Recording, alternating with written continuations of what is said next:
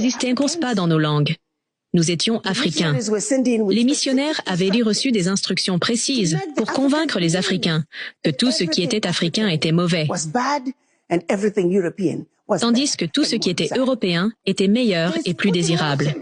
Ils ont mis en place un processus visant à nous faire détester ce qui nous appartenait et à nous pousser à adopter pleinement ce que le nouvel envahisseur apportait sur notre bien-aimé continent. Je dois leur reconnaître cela. Ils ont très bien réussi leur mission. Ils nous ont frappés là où cela faisait le plus mal, l'esprit. Les missionnaires nous ont enseigné l'existence d'anges blancs. Ils nous ont enseigné que le diable était noir. Les missionnaires eux-mêmes étaient blancs, comme les anges. Et qu'à l'église, nous devions vénérer les anges blancs. Et surtout, rejeter le diable noir, qui, lui, nous ressemblait. Message subliminal. Communicar subliminal. C'est là que tout a commencé. La haine de soi. La méfiance envers les autres. Le manque d'appréciation pour une idée venant de votre frère ou de votre sœur. Parce qu'on nous a appris à détester tout ce qui nous concerne.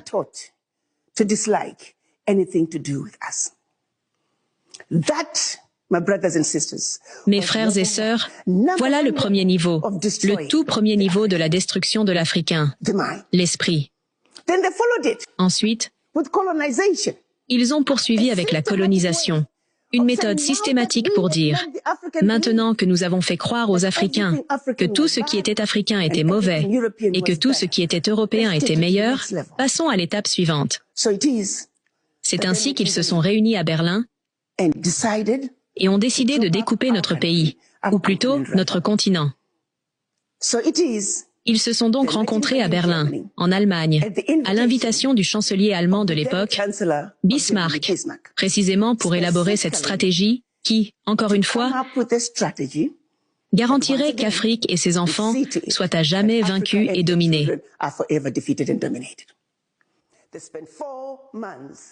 Ils ont passé 4 mois froids, à Berlin, en Allemagne, de novembre 1884 à février 1885. Et lorsque leur réunion a pris fin, notre Afrique avait été découpée en de petits pays minuscules, tels que nous les voyons aujourd'hui.